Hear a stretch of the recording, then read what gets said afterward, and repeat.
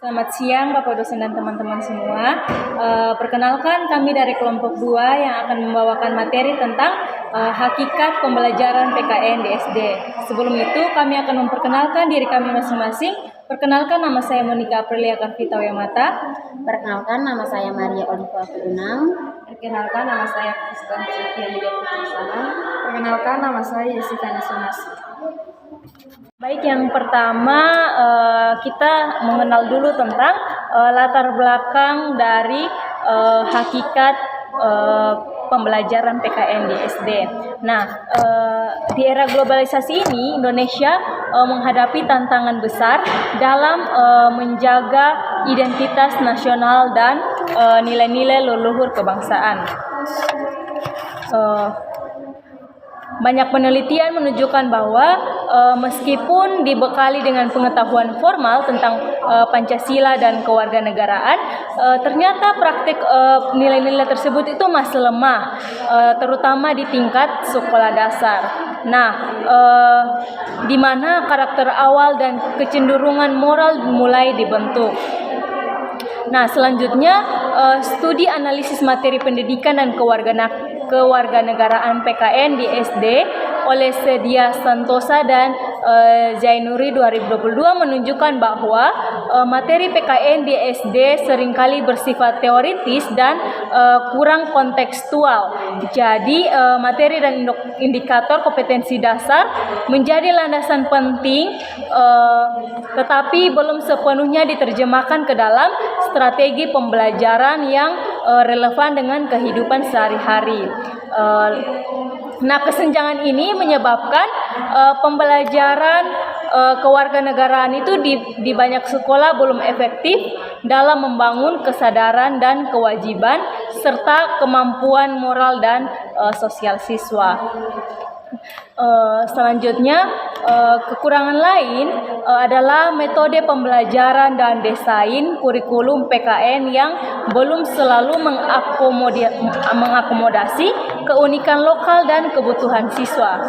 Nah, penelitian model PKN berbasis proyek kearifan lokal untuk meningkatkan partisipasi sosial siswa sekolah dasar menurut Saputra Nugroho Nofrida 2023 mencatat bahwa keterlibatan siswa dalam pembelajaran PKN masih minim jika metode yang dipakai bersifat monoton atau tidak relevan dengan konteks budaya lokal.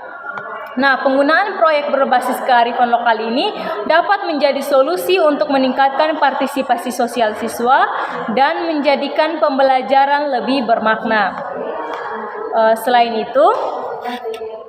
Selain itu, aspek inklusivitas dan karakter juga menjadi perhatian penting dalam literatur terkini.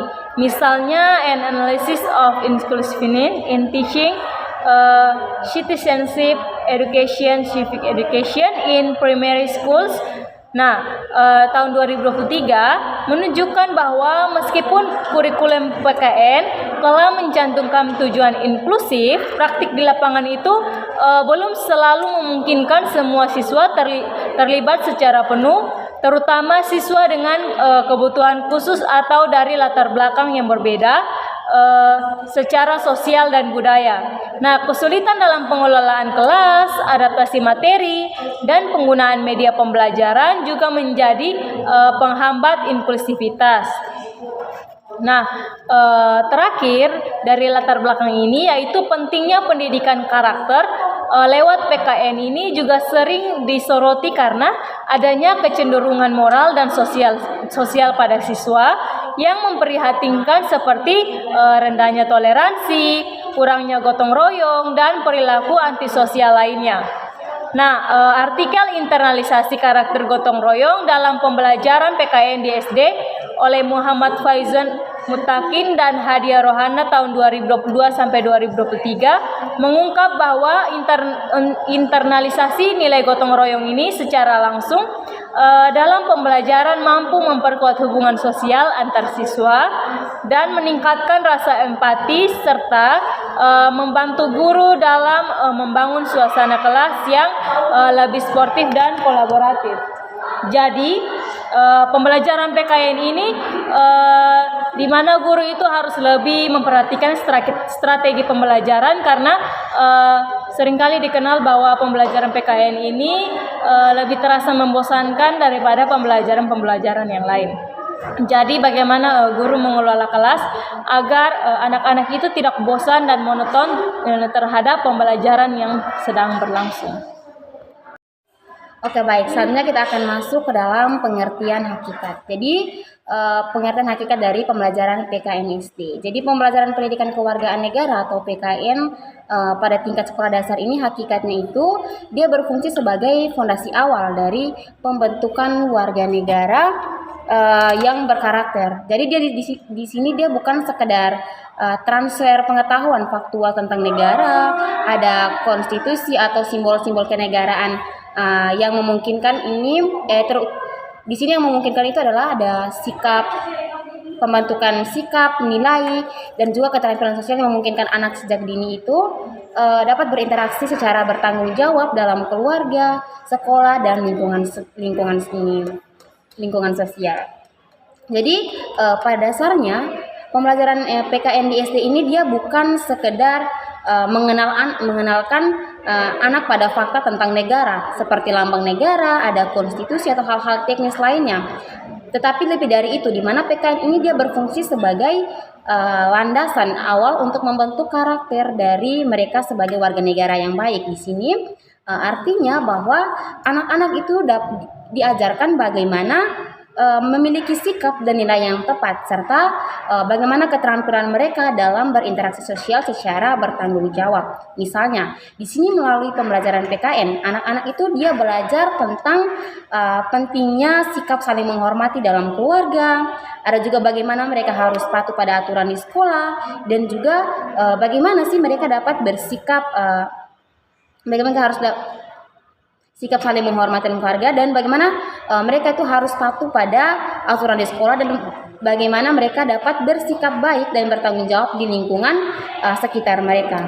Jadi dengan demikian di sini mereka tidak hanya tahu tentang negara, tetapi juga mereka terbiasa untuk bertindak sebagai warga negara yang aktif, peduli, dan berkarakter sejak dini. Nah, di sini juga dalam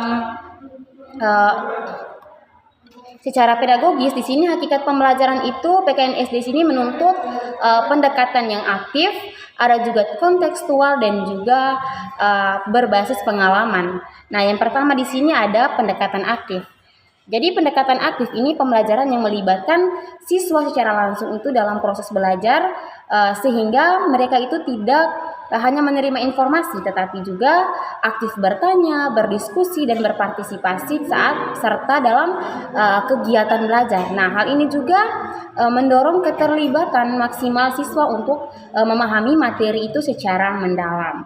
Jadi dalam pembelajaran PKN, pendekatan aktif ini misalnya dia mengajak siswa itu untuk berdiskusi tentang pentingnya menghargai perbedaan di lingkungan sekolah. Jadi di sini bukan hanya guru yang menjelaskan, tetapi siswa juga di sini diajak bertanya dan berbagi pengalaman mereka, bagaimana mereka itu saling menghormati teman dari latar belakang yang berbeda. Jadi dengan cara ini sikap toleransi itu tidak hanya dipahami secara teori saja, tetapi juga dirasakan secara langsung oleh siswa tersebut. Yang kedua di sini ada pembelajaran pendekatan kontekstual. Jadi pendekatan kontekstual ini adalah pembelajaran yang menggabungkan materi dengan konteks kehidupan nyata. Jadi konteks kehidupan nyata dari siswa sehingga siswa ini dapat belajar dengan dengan tindakan melakukan. Jadi pendekatan ini juga dia dapat membantu siswa untuk membangun hubungan antara pengetahuan dan pengalaman pribadi siswa tersebut. Jadi pendekatan kontekstual dalam PKN misalnya di sini saat mengajarkan tentang hak dan kewajiban sebagai warga negara. Di sini kita dapat mengaitkan materi tersebut dengan situasi sehari-hari siswa. Nah, seperti ada aturan di rumah atau di kelas. Nah, di sini siswa ini diajak untuk memahami bahwa kewajiban mematuhi peraturan sekolah itu dia sama pentingnya dengan aturan yang ada di masyarakat luas. Nah, dengan melihat hakikat itu dalam kehidupan mereka sendiri, di sini siswa dapat lebih mudah untuk mengerti dan mengaplikasikannya dalam kehidupan mereka sehari-hari. Selanjutnya ada pendekatan berbasis pengalaman. Di sini pembelajaran yang tekanan pengalaman langsung itu melalui praktik atau aktivitas nyata sehingga siswa itu bisa belajar dengan melakukan. Jadi melalui metode ini siswa dapat memahami konsep dengan lebih mudah dan dapat menginternalisasikan itu di nilai-nilai yang telah diajarkan. Jadi dalam pendekatan berbasis pengalaman dalam PKN ini, pada pembelajaran PKN khususnya belajar dengan melakukan contohnya itu saat siswa langsung ikut serta dalam kegiatan pemilihan ketua kelas untuk memahami prinsip demokrasi. Nah, di sini mereka bisa merasakan bagaimana proses memilih dan bertanggung jawab terhadap pilihan tersebut, sehingga nilai-nilai demokrasi itu bukan hanya dihafal tetapi juga dialami langsung. Nah, ini juga dapat membuat pelajaran PKN ini lebih bermakna dan juga membekas.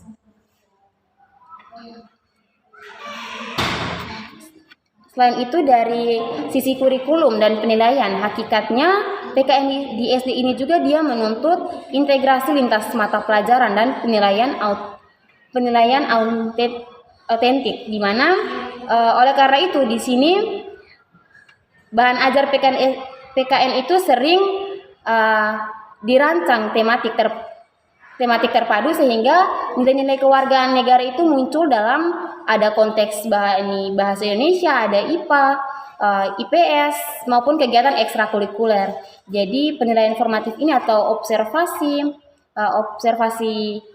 perilaku, rubik, sikap, portofolio dan proyek kelas di sini lebih sesuai untuk mengukur perkembangan sikap dan keterampilan dari keterampilan kewarganegaraan pada usia sekolah dasar dibandingkan tes pilihan ganda yang dilakukan.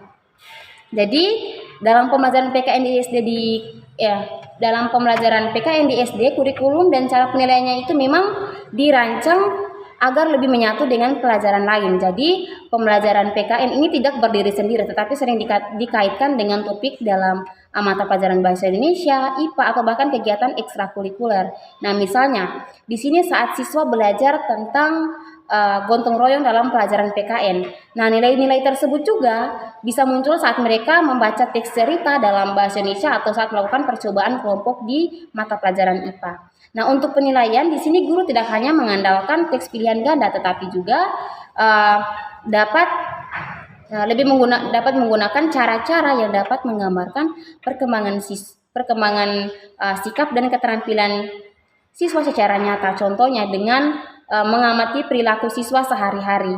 Nah, di sini membuat rubik untuk menilai sikap atau melihat hasil portofolio proyek kelas yang mereka kerjakan. Nah, dengan begitu penilaian itu jadi lebih lengkap dan sesuai dengan tujuan PKN, yaitu membentuk karakter dan keterampilan sosial sejak dini. Kita masuk dalam poin yang kedua, yaitu tujuan pembelajaran PKN di sekolah dasar. Nah, tujuan pembelajaran PKN di sekolah dasar ini ada dibagi menjadi dua. Yang pertama, ada tujuan utama PKN SD dan yang kedua, tujuan pembelajaran menurut para ahli. Yang pertama itu tujuan utama PKN di sekolah dasar. Nah, pada tujuan kali ini terdapat 3 poin-poin yang akan saya jelaskan. Yang pertama itu berpikir kritis, rasional, dan kreatif dalam menghadapi isu-isu kewarganegaraan. Nah, kemampuan ini mencakup mengidentifikasi elemen-elemen masalah, mengevaluasi asumsi, menilai kredibilitas argumen, serta membuat keputusan dan penjelasan berdasarkan analisis. Nah, hal ini membantu peserta didik menggunakan akalnya untuk memecahkan masalah kewarganegaraan secara reflektif dan juga logis. Nah, selanjutnya, mereka ini tidak hanya menerima informasi secara pasif, melainkan mampu melihat berbagai perspektif, mencari solusi baru, dan juga inovasi dalam menyikapi isu-isu dari kewarganegaraan. Nah, kemampuan ini penting agar peserta didik dapat memahami jati diri, norma sosial, dan juga kondisi masyarakat yang ada, sehingga dapat berperilaku baik secara demokratif di kehidupan sehari-hari. Yang kedua itu berpartisipasi secara cerdas dan bertanggung jawab serta bertindak secara sadar dalam kegiatan bermasyarakat dan berbangsa serta bernegara. Nah, peserta didik ini didorong untuk tidak hanya aktif dalam pelajaran PKN, tetapi ikut serta dalam kegiatan sosial dan kenegaraan. Tetapi ini juga melakukan dengan sikap tanggung jawab dan juga pemikiran yang kritis. Nah, partisipasi ini tidak berarti melibatkan diri secara yang bermutu sesuai aturan dan memperhatikan etika serta dampak dari tindakan tersebut. Selain itu, sikap anti korupsi dan kesadaran bela negara juga menjadi bagian dari perilaku yang diharapkan dalam berpartisipasi di masyarakat dan negara. Yang ketiga itu berkembang secara positif dan demokratif untuk membentuk karakter-karakter masyarakat di Indonesia agar dapat hidup bersama dengan bangsa-bangsa lain.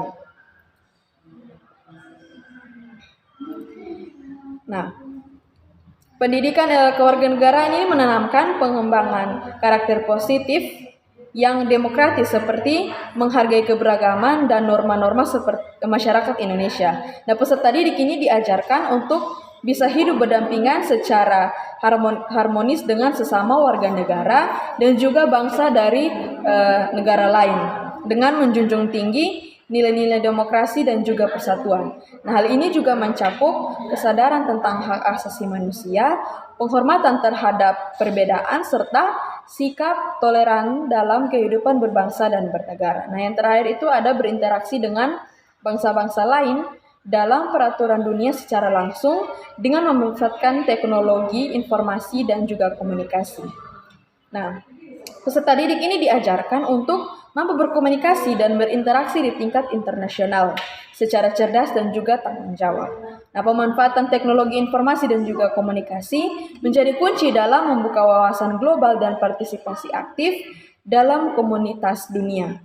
Nah, interaksi ini dilakukan dengan menjunjung standar etika dan aturan yang berlaku dalam hubungan antar bangsa. Yang selanjutnya itu tujuan pembelajaran PKN SD menurut para ahli. Nah, di sini ada 4 ahli. Yang pertama menurut Mahfud dan Sapria tahun 2005. Nah, ia mengatakan bahwa tujuan negara mengembangkan pendidikan kewarganegaraan agar setiap warga negara itu memiliki kesadaran dan mampu sebagai warga negara yang aktif. Jadi artinya PKN ini bertujuan untuk menumbuhkan sikap dan pengetahuan agar warga negara ini dapat menjalankan hak dan kewajibannya secara optimal dan dalam berkehidupan bermasyarakat dan bernegara. Nah, pendidikan ini dimaksud untuk membentuk karakter warga negara yang bertanggung jawab dan sadar akan peran serta kontribusinya dalam pembangunan negara. Yang kedua menurut Sapriva tahun 2001. Nah, menurutnya, tujuan pendidikan kewarganegaraan ini menciptakan partisipasi warga negara yang didasarkan pada nalar kritis dan penuh tanggung jawab dalam kehidupan politik. Nah, artinya warga negara ini tidak hanya sekedar ikut serta dalam politik, tetapi harus berpartisipasi dalam pemahaman dengan baik atas nilai-nilai dan prinsip-prinsip demokrasi Konstitusi Indonesia. Ini berarti PKN mengarahkan pada pembentukan warga negara yang aktif, rasional dan patuh terhadap aturan dan nilai demokrasi yang berlaku. Yang ketiga ada menurut Sumantri tahun 2001. Nah, ini Sumantri ini memandang bahwa tujuan umum dari PKN itu adalah membentuk warga negara yang baik. Warga negara yang baik berarti mereka yang memiliki sikap dan perilaku yang sesuai dengan norma dan juga etika sosial. Nah, selanjutnya mereka juga harus menghormati hak orang lain, melaksanakan kewajiban serta aktif dalam menciptakan kehidupan berbangsa yang harmonis dan juga demokratis. Nah, tujuan ini menekankan pada aspek moral dan etika sekaligus peran sosial warga negara. Dan yang terakhir menurut Feven tahun 2009. Nah, Feven mengatakan bahwa pendidikan kewarganegaraan ini merupakan upaya yang dilakukan secara sadar dan terencana untuk mencerdaskan kehidupan bangsa. Nah, ini menunjukkan bahwa PKN tidak hanya bertujuan memberikan pengetahuan, tetapi juga mengembangkan kecerdasan dan kesadaran warga negara sebagai bagian dari bangsa itu sendiri. Nah, pendidikan ini diharapkan mampu membekali warga negara dengan wawasan kebangsaan, nilai-nilai moral, dan juga keterampilan yang dibutuhkan untuk berperan aktif dalam pembangunan nasional. Selanjutnya yaitu materi tentang tantangan yang dihadapi dalam pembelajaran PKN SD. Di mana seperti yang kita ketahui bahwa banyak yang berpikir mata pelajaran PKN adalah mata pelajaran yang sangat membosankan. Yaitu yang pertama, rendahnya minat dan motivasi belajar siswa. Di mana rendahnya minat dan motivasi belajar siswa menjadi masalah besar atau masalah yang paling mendasar yang sering dihadapi di sekolah. Hal ini bisa disebabkan oleh banyak faktor seperti materi yang terlalu kurang relevan dengan kehidupan mereka, tekanan akademis yang tinggi, atau kurangnya dukungan dari lingkungan baik dari rumah maupun lingkungan sekolah. Yang kedua, minimnya metode dan media pembelajaran, di mana metode pembelajaran yang monoton seperti ceramah satu arah seringkali membuat siswa bosan. Begitu juga dengan penggunaan media yang terbatas. Nah, pembelajaran yang hanya mengandalkan papan tulis dan buku teks membuat suasana kelas menjadi pasif. Padahal otak manusia belajar paling efektif melalui berbagai cara, termasuk cara visual, auditori, dan kinestetik atau gerakan. Nah, kurangnya variasi ini membuat informasi sulit diserap dan diingat oleh siswa. Nah, dalam menggunakan metode seperti ini, metode diskusi, proyek, atau permainan edukatif bisa sangat membantu. Yang ketiga itu adanya keterbatasan fasilitas penunjang, di mana kurangnya fasilitas juga menjadi salah satu penghambat dalam mendukung proses belajar mengajar. Sehingga keterbatasan ini bisa menghambat pengembangan keterampilan praktis siswa yang tidak bisa didapatkan hanya dari teori. Yang berikutnya yaitu kurangnya keterampilan guru dalam mengelola kelas. Artinya, jika seorang guru tidak hanya bertugas mengajar, tetapi dia juga harus bisa mengelola kelas agar kondusif. Nah, keterampilan ini mencakup bagaimana cara guru memotivasi siswa dengan mengatasi masalah perilaku dan menciptakan suasana kelas yang positif, dan guru yang kurang terampil dalam manajemen kelas mungkin akan kesulitan untuk mengendalikan siswa yang suka bikin gaduh sehingga proses belajar menjadi tidak efektif. Berikutnya yaitu kurikulum yang terlalu berat dan metodenya hanya fokus pada buku. Di mana kurikulum yang terlalu padat, terlalu fokus pada pencapaian materi atau bukan pemahaman, sering membuat siswa merasa tertekan. Di mana guru cenderung mengajar berdasarkan buku teks karena terikat oleh kurikulum, sehingga akibatnya pembelajaran menjadi kaku dan kurang mendalam, dan guru tidak memiliki ruang untuk eksplorasi atau menyesuaikan materi dengan kebutuhan spesifik siswa. Nah, pendekatan ini juga seringkali mengabaikan pengembangan keterampilan abad 21 seperti berpikir kritis, kolaborasi, dan kreativitas yang sangat penting di dunia nyata.